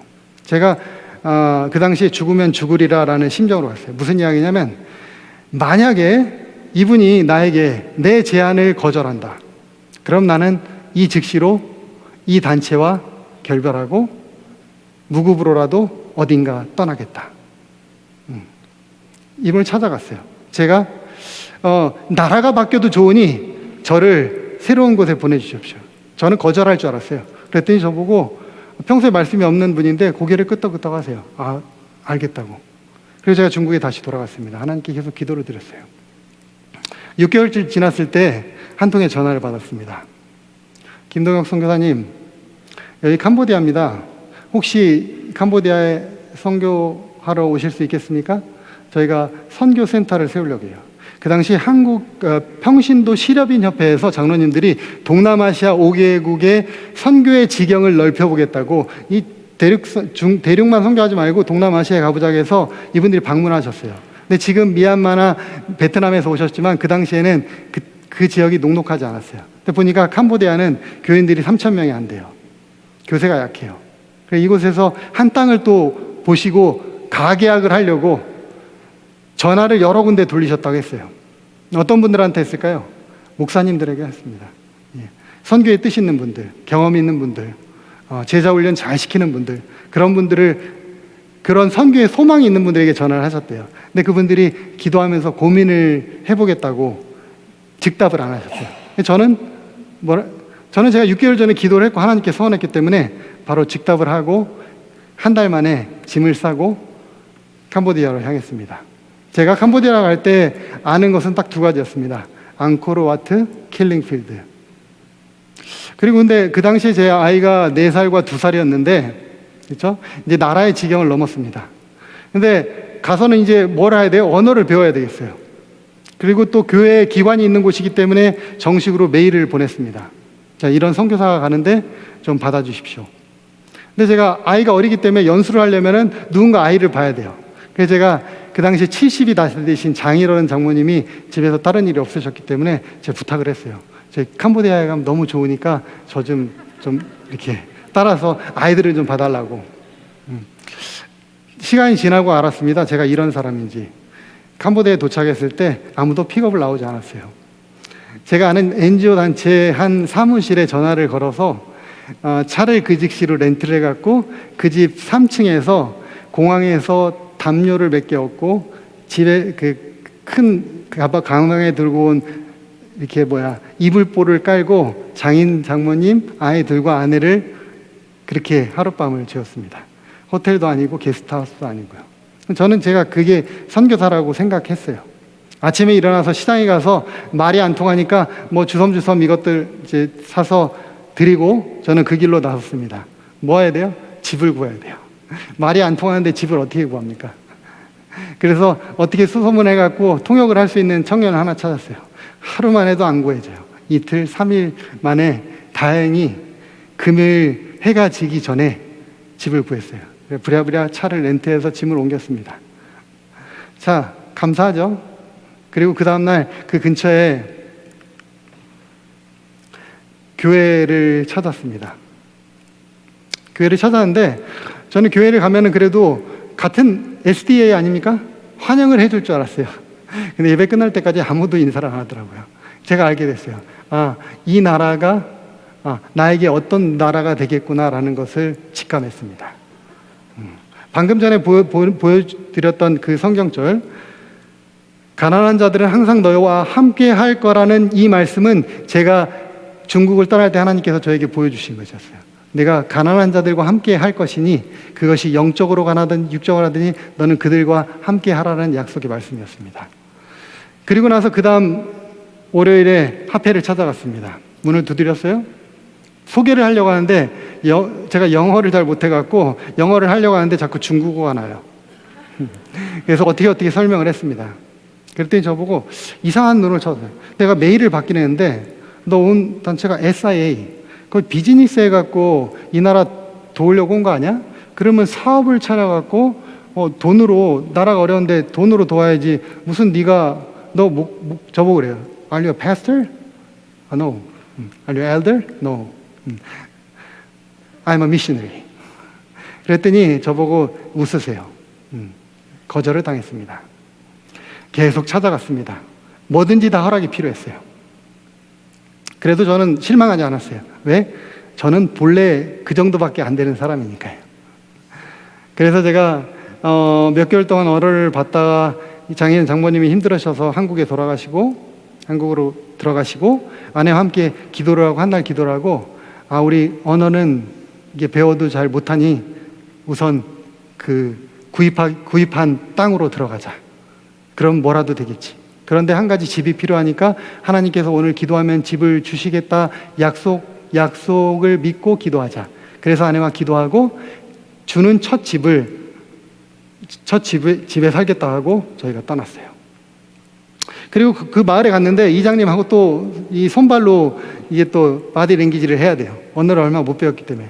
근데 마침 그 앞집에 2층이 보여요. 시골에는 다 나무집이었고 그 당시에는 별로 좋은 집이 없어요. 그리고 시골에는 렌트라는 걸 안 합니다. 제가 그걸 몰랐어요. 농사 짓는 분들은 다 자기 집, 가난한 사람들이라서 자기 집밖에 없는데 마침 2층 집이 있는 거예요. 알고 보니까 이분이 우물업자예요. 제가 막 사정을 막 설명을 했더니 흔쾌히 허락을 해주셨습니다. 그리고 여러분들도 가면 모두 다 할 수 있는 일들을 시작했는데요. 아이들을 가르치기 시작했어요. 아이들이 참 많이 왔어요. 그렇죠?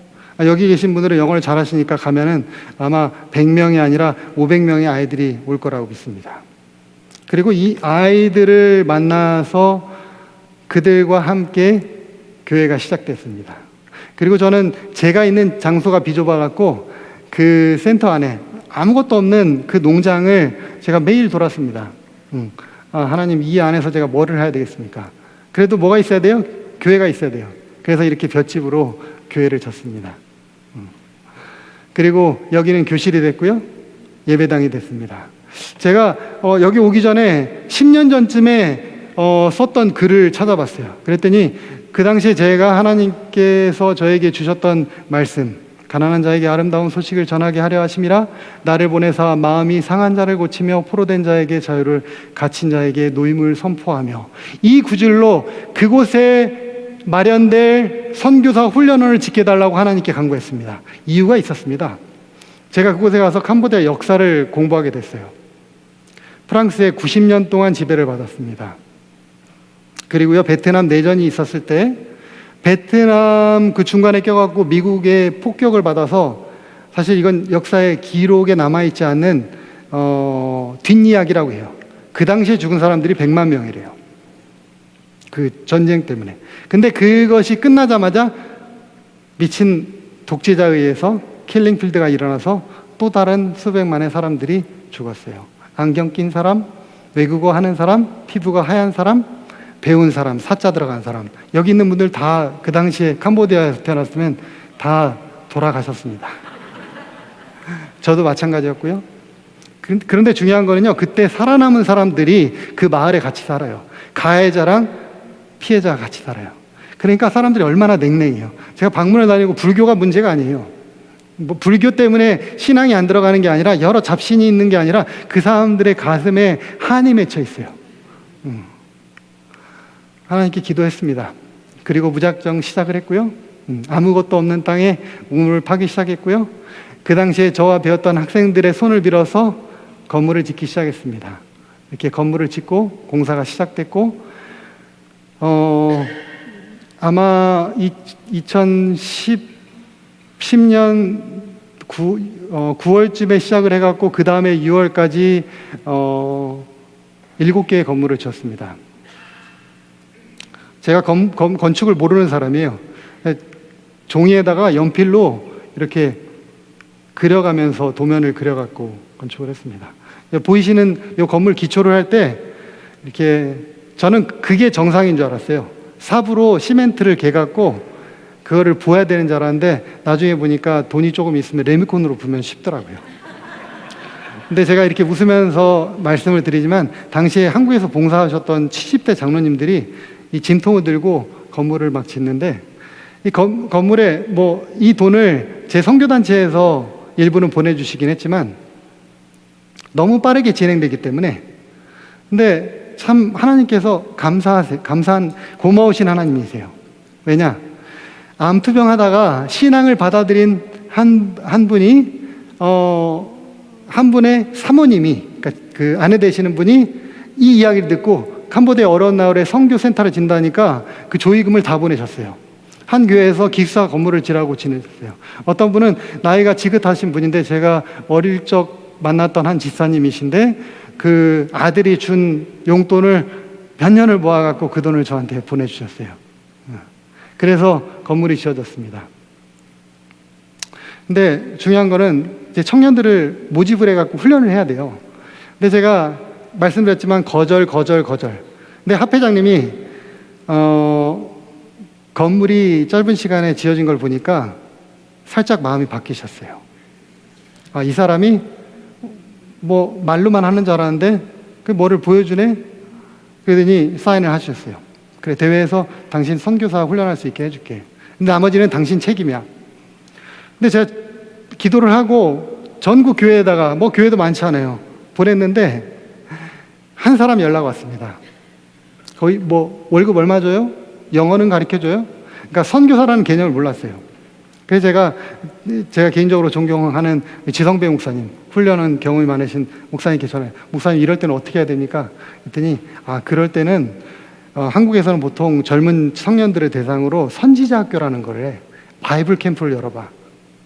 하나님께서 방법을 가르쳐 주셨어요. 전체 인구 29세가 안 되는 인구가 50%입니다. 굉장히 어린 나라예요.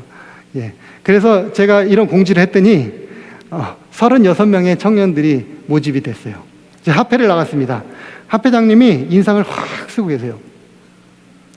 오늘 목사님의 말씀을 들으셨어야 되는데 왜 그랬냐면요, 청바지가 끌리는데 이게 속반스가 이렇게 메이커 이렇게 보이는 그런, 여기가 이제 속 그 안에 나이키가 보이는 채로 이제 이렇게 껄렁껄렁 하는 애들이 와서 서 있는 거예요.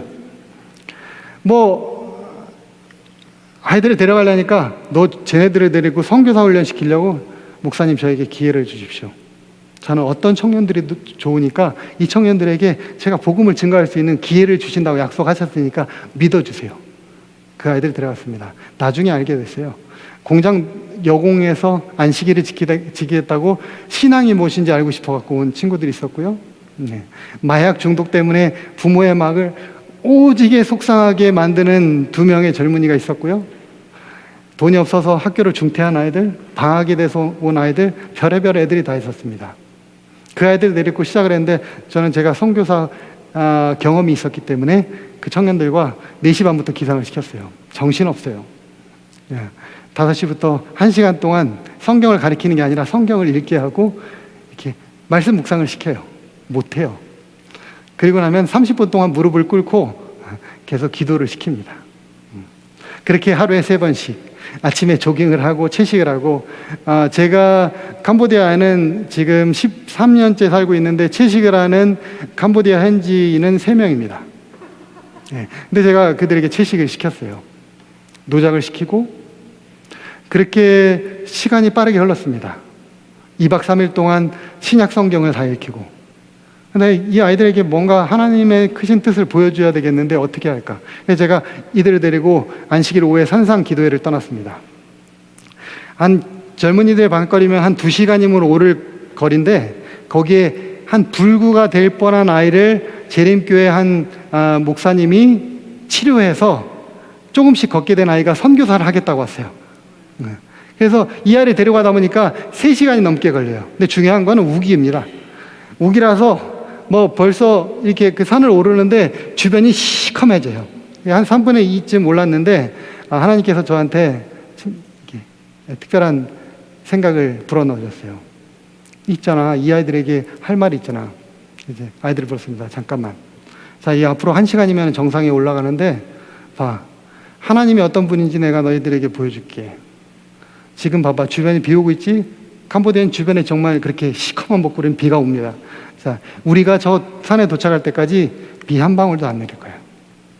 저는 뭐 그 전에 제가 기적에 대한 이야기를 하면은 그 부분에 대해서 참 할 이야기가 많지만 저에게는 그런 것이 기적이 아니고 하나님께서는 당연한 일이었기 때문에 아이들에게 뭔가 보여주고 싶었어요.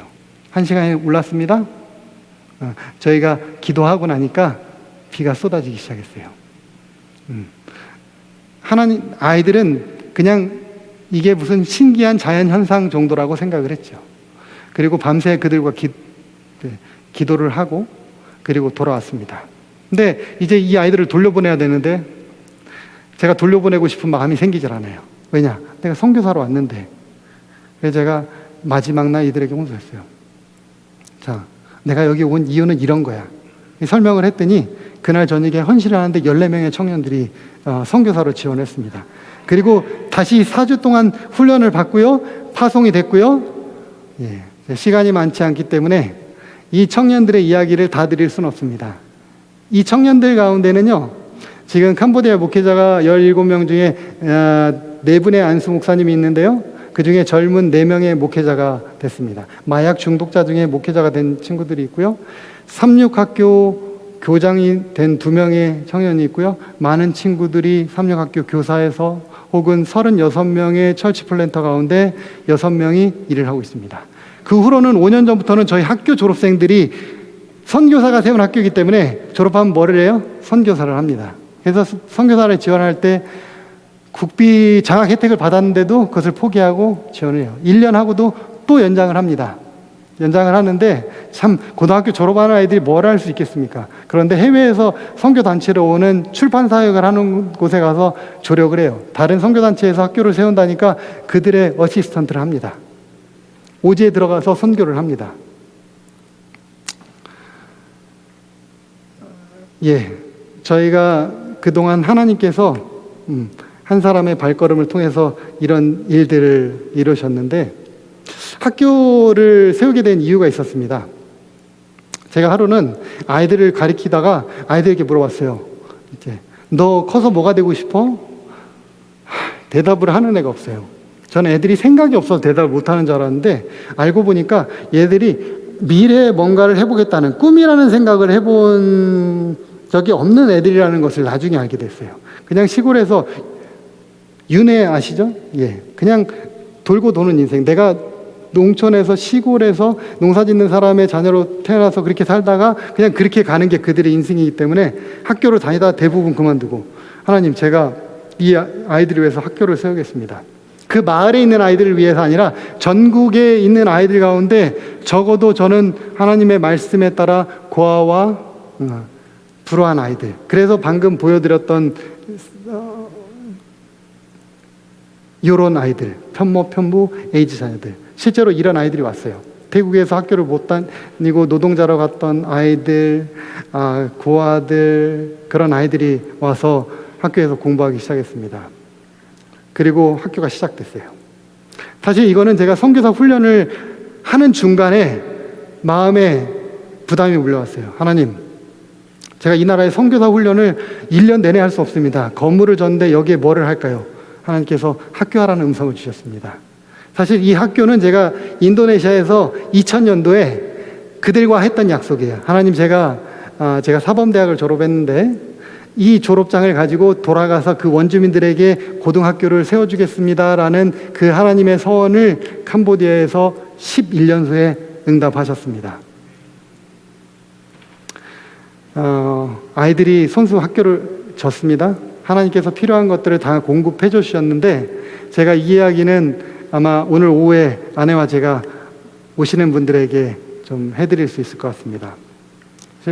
뭐 졸업생들의 아름다운 사연이 있지만 여러분들에게 오늘 꼭 드리고 싶은 이야기가 있어서 학교를 시작했는데 저는 고아들을 뭐 애틋하게 사랑하는 그런 사람은 아니었어요.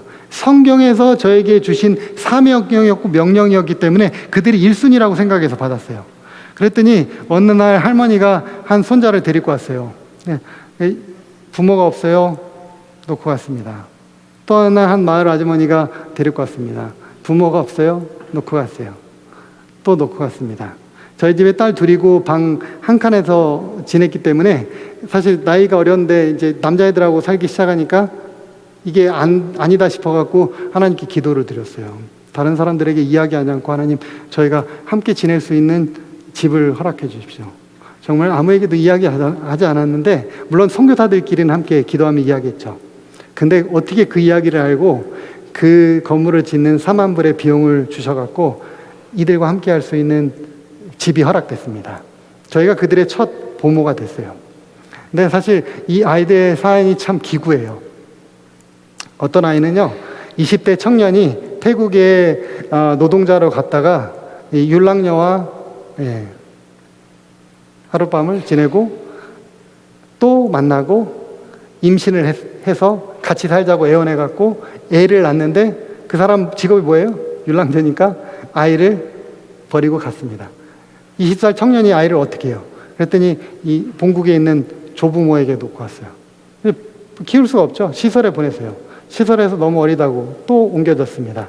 그러다가 어느 외국인이 아이를 잘 키워줄 것 같다는 그런 소식을 들었는지 저한테 데려왔어요.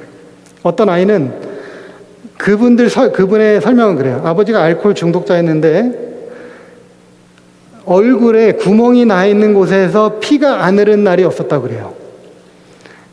이렇게 폐품을 주워갖고 팔아서 술을 마시면 때리고, 그래서 그 아이가 불쌍해서 저희 집에 데려왔다고 해요. 집이 전소돼 갖고 또 한 아이가 왔습니다. 이런 사연이 있는 아이들과 10년을 보냈습니다. 지금 물론 제가 한 4년 이 아이들과 있다가 학교 사역이 커지면서 부모를 구했는데, 적어도 여기 사진에 나오는 아이들은 제가 가족처럼 키운 아이예요. 행복해 보이시죠? 제가 여기 오기 전에 이 사진을 찍은 사연이 있습니다. 여기에 있는 그 2명의 남자아이는 벌써 성장해갖고 하나는 다음 주에 필리핀으로 신학교를 가고요. 이 아이의 사연도 참 특별한데 아내가 오늘 오후에 말씀드릴 겁니다. 근데 다른 아이, 남자아이 하나랑 아마 제 가족 이야기를 잠깐 드리면 시간이 다 될 것 같습니다. 제가 아까 사진을 보면은 제가 집례하는 사진이 나오는데, 혹시 여러분들의 오해를 풀기 위해서 제가 5년 전에 제 모교회에서 장로 안수를 받았습니다. 그리고 캄보디아 대회에서 공식적으로 승인을 얻고, 많은 아이들이 저에게 신앙을 배우고 침례를 직접 받고 싶어 한 그런 소망 때문에, 그래서 특별한 경우에 합회에서 저에게 침례를 허락을 합니다. 근데 저에게 잊지 못할 많은 침례식이 있는데 저희 큰딸 아이에게요. 뭐 길게 이야기는 못 드립니다. 여러분들 자녀 키우면서 마음고생하신 분들 계시죠? 선교사 하면서 저에게 가장 힘든 시련이 왔어요. 작은 큰딸 아이가 사춘기에 접어들었는데 뭐 보통 심한 게 아니에요. 결국은 일이 터졌습니다. 아내와 저는 사실 선교사를 그만두려고 했어요. 왜냐? 선교사로서 제가 생각하는 기준에 이런 경우에는 내가 일을 하지 않는 것이 옳다. 교육기관을 이끌 수 있는 사람은 아니다. 근데 하나님께서 놀라운 일을 보여주시는데, 아버지는 그냥 못난 아버지예요. 그냥 내 신변에 대한 걱정뿐이에요. 근데 어머니는 달라요. 아이의 그 고통스러운 마음을 눈물로 열었습니다. 그때 아이가 처음으로 자기의 속 얘기를 이야기했다고 해요. 어렸을 때 저는 그랬어요. 여기 사연이 100개가 넘는 아이들이 있기 때문에 그 이야기를 다 드릴 수는 없어요. 근데 저는 그 아이들이 너무 불쌍하기 때문에 제 자녀는 어차피 저에게 사랑을 받는 아이들이니까 누가 먼저예요? 그 아들이 먼저고 그 아이들이 먼저예요. 그 아이들은 성장해 나가고 어떨 때는 하나님께 기도드렸어요. 하나님, 제발 저에게 1년만 좀 15도가 아니라 1년만 밀어주시면은 건물을 좀 멈추고 아이들 돌보는데 애쓰고 싶다고. 그렇게 시간이 흐르다 보니까 아이는 아버지와 놀아보지 못했고 아버지의 사랑을 느끼지 못했어요. 항상 고아에게 뒷전이었어요. 그것이 그의 방황의 시작이었어요. 어머니와 깊은 대화를 통해서 마음이 열렸습니다. 그리고 어느 날 이 아이가 15세가 되던 해 아빠에게 성경을 배우겠다고 찾아왔어요. 참 부모로서 자녀에게 신앙을 가르친다는 것은 큰 축복입니다. 그리고 그 아이의 친구들이 또 같이 왔습니다. 그러니까 제가 얼마나 그 아이들이 사랑스러워요. 진심으로 이 아이들을 가르쳤고, 그리고 침례를 받았어요. 침례를 받는 게 끝이 아니었습니다. 작년에 마음이 한번 또 힘들었습니다. 함께 한 10년을 같이 지낸 선교사가 너무 힘들어서 길을 접었습니다. 그 전에 7년을 함께 했던, 평생을 같이 하던 사람들이 떠났어요. 저희 부부가 남고 다른 부부가 하나 또 있긴 하지만 오랜 중마고들이 떠났습니다. 캄보디아 나라가 결코 쉬운 나라는 아닙니다. 뭐 다른 나라도 마찬가지지만 사람들이 마음을 쉽게 열질 않아요. 그러니까 힘들어요. 항상 받기를 바라는 사람들이에요. 근데 저희 아이가 침례를 받고 저희 부모가 그런 걱정을 하는 걸 알았는지 작년에 저희가 한국에 오려고 하기 전날 저희 보고 시내에 나가재요. 그러더니 병을 하나 샀어요. 나무를 한 그루 사재요. 나무를 샀습니다. 집에 돌아왔습니다. 종이를 한 장씩 줘요. 왜? 종이에다 쓰래요. 뭐를 써야 되는데? 타임 캡슐을 해야 된대. 타임 캡슐을 뭐라는? 10년 후에 우리들이 성장해서 10년 후에 내가 여기 올 건데 아빠 엄마 그때까지 있어야 된다는 거예요.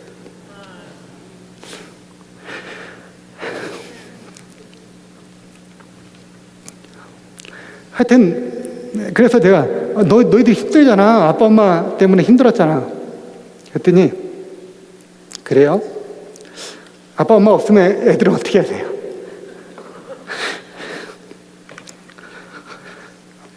하여튼 그래서 제가 그리고 나서 지금 첫째 아이는 못 왔거든요.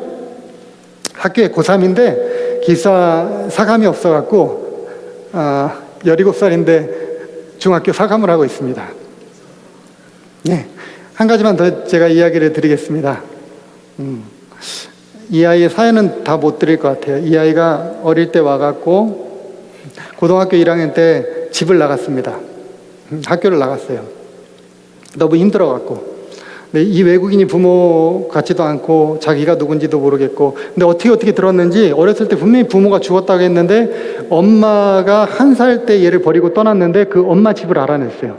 그래서 학교에서 속상한 일이 있어서 그 집에 찾아갔는데 그 집에 이틀을 못 있고 걸어서 몇 시간을 돌아서 학교에 못 돌아오고 할머니 집에 숨어 있었어요. 왜 그런가 했더니 엄마를 만나는데 얘가 커서 만났잖아요. 그랬더니 큰 아이를 보고 너 돈 벌어라. 새 결혼해갖고 다른 자녀가 있으니까 너 컸으니까 돈 벌어라 하는 거예요. 그게 너무 속상해 돌아왔어요. 이 아이를 잘 돌봤습니다. 근데 그 다음에 아버지가 죽었다겠는데 15년 만에 태국에서 돌아왔어요. 할머니가 말소를 시켰어요.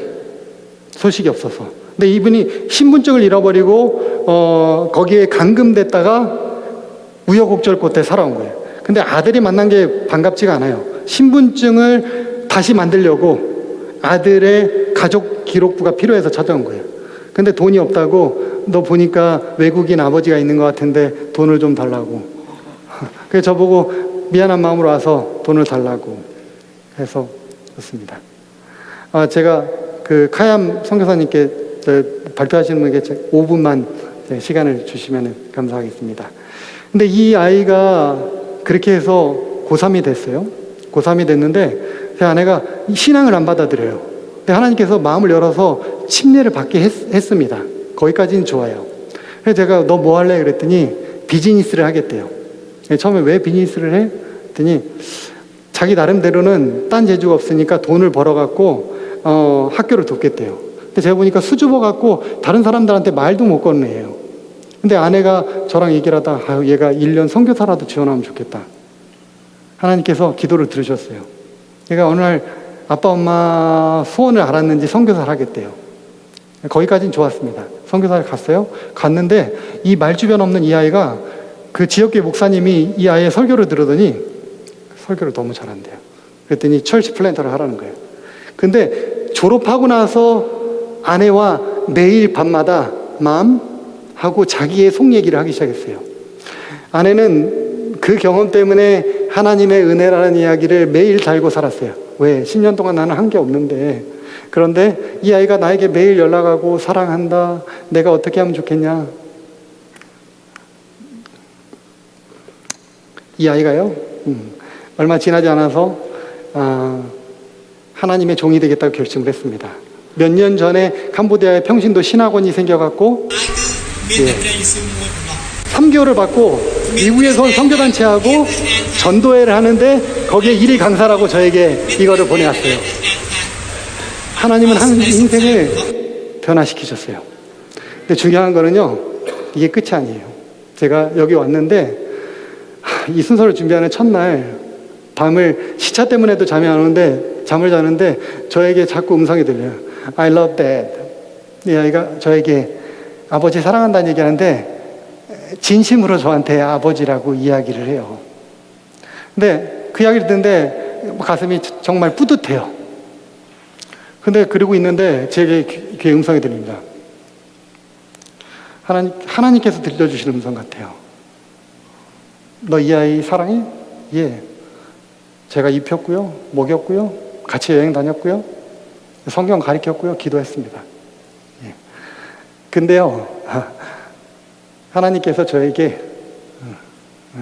너 사랑해? 너 이 아이를 위해서 죽을 수 있어? 제가 그 음성을 듣는 순간 제 정말 그날 저녁에 하나님께 깊은 회개를 했습니다. 하나님께서 하나님의 십자가를 그날 저녁에 보여주셨어요. 하나님, 저는 제가 결심을 하고 이 길을 나섰더니요, 전심을 저에게 선물로 주셨습니다. 제가 믿음으로 이 길을 걷기 시작했더니요, 하나님의 능력을 보여주셨어요. 사명으로 이 길을 시작했더니 하나님의 사랑을 선물로 주셨습니다. 제가 헌신이라고 생각했는데 그것이 하나님의 은혜였습니다. 여기 많은 계신 부모님들, 여러분들이 주변에 있는 분들은 하늘에 갈 가족들입니다.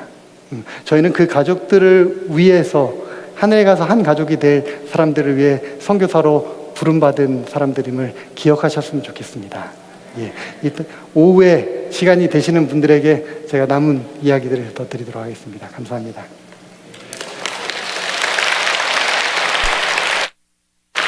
기도하겠습니다. 사랑이 귀하신 아버지 하나님, 주님, 저희는 사랑한다고 하지만 사랑이 없는 사람입니다. 그러나 하나님께서 하나님을 알게 되면 그분을 사랑하게 될 것이다. 사랑은 오직 사랑으로 일깨워 주신다고 약속하신 그 약속을 붙잡게 하여 주시옵소서. 저희는 본디 사랑이 없는 사람들입니다. 그러나 예수님의 십자가 때문에 그 사랑을 소유하게 되었습니다. 그 사랑을 나누게 하여 주시고 증인의 삶을 살도록 하여 주시옵소서. 예수 그리스도의 이름으로 기도드립니다.